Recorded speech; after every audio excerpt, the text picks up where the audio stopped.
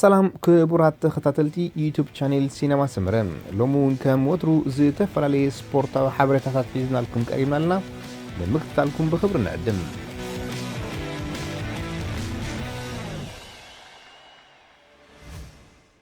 ቢንያም ግርማይ ንዓለም የገርም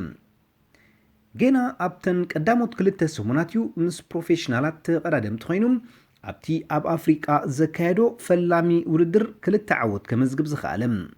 ላ ትሮፒካሌ አሚሳ ቦንጎ ከምኡ ድማ ቱር ዲ ሩዋንዳ ዝገና ወደ 19 ዓመት ዘይመልአ ዝነበረ መንእሰይ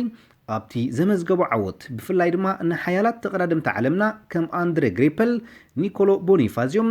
ሎሬንዞ ማንዚንን ከምኡ ድማ አንድሪያ ባንድራም ኣብ ቱር ጋቦን ዘግኣቢልዎም ሕንፃት ምስ ረገፀም ኣብ ቅድድም ብሽክሌታ ዓለም ብፍላይ ድማ ኣባና ኣብ ኤርትራውያን ዝፈጥሮ ስምዒት ንሕጂ ተዘክሮ እዩ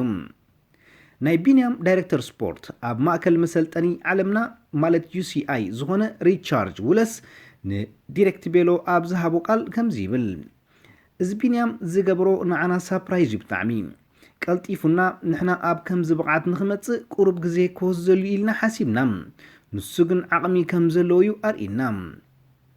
ቢንያም ብወገኑ ንዛ ቻኔል ኣብ ዝሃቦ ቃል ሓቂው ንኤሮጳውያን ናይ መጀመርያ ፀወታ ናይዚ ዓመት እዩ ነይሩ ስለዚ ብዙሕ ክሰርሕ ኣለኒ ብፍላይ ከዓ ኣብ ቅጽበታዊ ውድድራት ኣተኪረ ኣብ ኤሮጳ ብዙሕ ክዕወት ተስፋ ኣለኒ ቢንያም ኣብ ጎኒ ዓበይቲ ኣሕዋቱ ከም ዳንኤልን መርሃውን ካልኦትን ዝኣመሰሉ ኮይኑ ብምውድዳሩ ኣዝዩ ከም ዝሐገሶን ኣይሓበን ንኹሉ ዓይነት ቅጽበታዊ ውድድር ዝገጥም ሓይሊ እዩ ዘለዎም ዝሓለፈ ዓመት ኣብ መበል ካልኣይ ዓመት ናይ ጁኒየር ፀወትኡ እዚ ሻምፒዮን ኣፍሪቃ ናይ ፅርግያን ናይ ክሮኖን ዝኾነ ቢንያም ኣብ ኤሮጳ መፅኡ ምስታ ኣብ ሓንቲ መድረኽ ናይ ቱር ዴላ ባሌ ዴላ ትራምቦዝ ሓዊስካ 3 ግዜ ቀዳማይ ብምዃን ተዓዊት እዩ ንሱ ክዛረብ እንከሎም ናይ ኤሮጳ ውድድራት ክሳብ ክንድቲ ከቢድ ኣይኮነን እቲ ደረጃኦም ጥራሕ እዩ ልዕል ዝብል ኣዝዩ ንፉዕ ተቐዳዳማዩ ኣብ ቅጽበታዊ ውድድር ዘለዎ ዓቕሚ እውን ኣርኢና እዩ ግን ኣዝዩ ንእሽተይ እዩ ኣብ ትሕቲ ዝኾነ ዓይነት ኩነታት ንዝኾነ ዓይነት ቅጽበታዊ ውድድራት ዝኸውን ሓይልን ዓቕምን ኣለዎም ሕጂ ዘድልዮ ከመይ ጌርካ ኣብ ግዜ ስፕሪንት ቦታኻ ብግቡእ ትሕዝ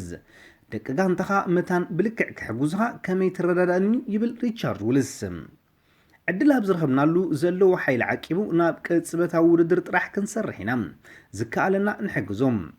ዝሓለፈ ዓመት ኣዝዩ ብሉፅ ዝኾነ ውፅኢታት ኣመዝጊቢው ናብ ፕሮፌሽናል ንምስግጋር ዝዓላሚኡ ድማ ኣብዚ ክመሃር ፀኒሑ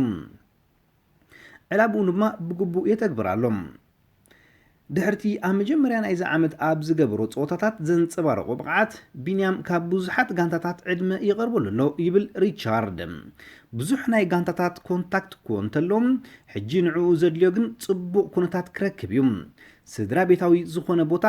ልምምድ መካየድቲ ዝረኽበሉ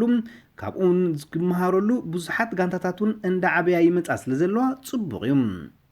ዝወዲ 19 ዓመት ኤርትራዊ ኣብ ሕፅር ዝበለ ዓቐበቱን ኣዝዩ ፅቡቕ እዩ ዝዝውር ኣዝዩ ሓያል እዩ ካብ ሓደ ክሳብ 5 ደቂቕ ዝወስዱ ዓቐበታት ኣየሸግርዎን እዮም ዋላ እኳ ንሓደ ስፕሪንተር ከመይ ዝጉዳይ ዘብል እንትኾነ ንሱ ግን ኣዝዩ ዝፈትዎም እዚ ድማ ካብቲ ዝነኣድ ኣተሓሳስባ ይብል ብኣድናቆቱ ዘይፀግብ ዳይሬክተሩ ሪቻርድ ውለስ ቱር ደ ላቬኒር ሓደ ካብ ዕላማታት ይብል ቢንያም ልክዕ ከም ወዲ ሃገሩ ሄኖክ ሙሉ ብርሃን ክልቲኦም ይወዳደሩ ይተሃላለኹ ይደፋፍኡ ይተሓጋገዙ ብጣዕሚ እዮም ከዓ ደስ ዝብሉ ይብል ሪቻርድ ፍስኽታ ኣሰንዩ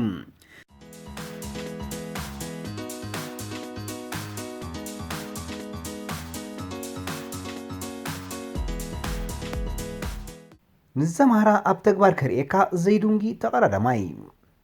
ኣብ መጀመርያ ናይ ወርሒ ሚያዝያ ናብ ስዊዘርላንድ ኣትዩ ካብ ዝተሳተፎም ውድድራት ቱር ደ ሶን ኤልዋኽ መበል 11 ኮይኑ ዛዘመ ሄኖክ እዚ ማለት ኣብ ውሽጢ 2 ሰሙን ኣብ ኤሮጳ ካብ ዝኣቱ ድሕሪ ቱር ዱ ሻርሎዋ እታ ብገሃነም እትፅዋዕ ላንፌር ዱ ሻብሌ ሞንትሮ ድሮ ሳልሳይ ፀወቱ የካይድ ኣሎ ኣብዛ ኣብ ዓቕበት ክሉኒ ዝተገብረት ናይ ካልእቲ መድረኽ ቅጽበታዊ ውድድር እዚ ኤርትራዊ ተቐዳዳማይ ንጀረሚ ካቦት ንኣውሬሌን ዶላቶ ስዒቡ ሳልሳይ ደረጃ ሒዙ ዛዚሙ ዋላ እኳ ፀወታ ቅድሚ ምዝዛሙ ብዓባይ ጉጅለ እንተተዋሕጡ ከሪኦ ዝወዓለ ፀወታ ግን ኣዝዩ ዝነኣድ እዩ ቅጽበታዊ ውድድር ክገብር ክእል ዓቐበት ክዲብ ኣይሽገርን መጥቃዕቲ ምግባሩን ካብቲ ኣዝዩ ዝብርሆ እዩ ሓደ ካብ ፐርፌክት ተቀዳደምቲ ክንብሎ ንደፍር ኢና ብዙሕ ክብደት ዘይብሉ ፎኩስ ዝበለ ከም ድላዩ ዝእዘዝ ኣካላት ዝውንን ሄኖክ ብጎኒ ወፂኡ ክሸኮኽ ክትሪኦን ከለኻ ዝፈጥረልካ ባህታ ፍሉይ እዩ ይብል ኣብ መሰልጠኒ ብሽክሌታ ዓለም UCI ዳይሬክተር ዝኾነ ሪቻርድ ውልስ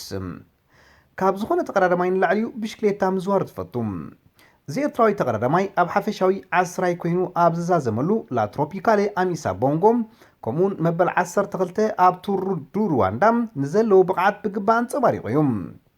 ከምኡን ካልኣይ ዝበለጸ መንእሰይ ኣብ ዙር ጋቦን ራብዓይ ዝበለጸ መንእሰይ ድማ ኣብ ዙር ሩዋንዳ ኮይነውን ተሸሊመየ ይምልእ ሄኖክ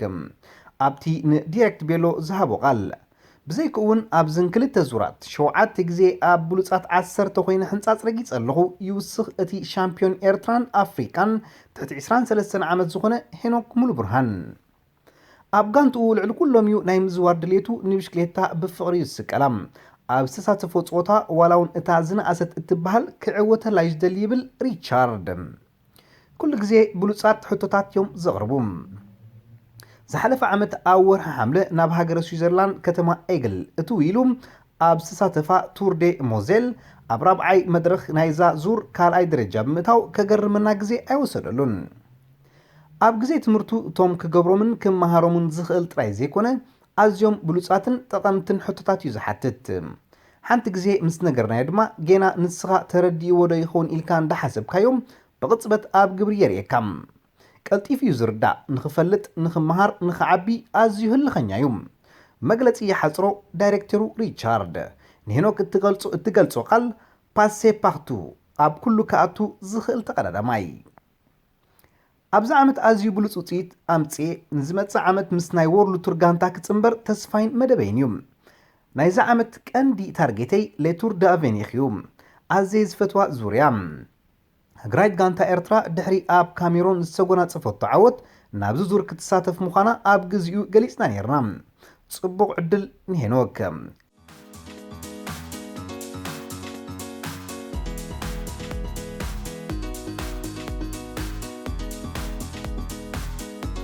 ዝኸበርኩም ተኸታተልቲ ዩቲዩብ ቻነል ሲነማ ሰመረ ንምክትታልኩም እናመስገና ንሎም መዓልቲ ኣዳሊናልኩም ዝነበርና ስፖርታዊ ትሕዝቶታት ኣብዛዚምና ኣለና ኣብ ቀጻሊ ብኻልእ ሓበሬታታት ክሳብ ንረኸብ ንኹልና በብዘለናዮ ሰላም እንተዕናን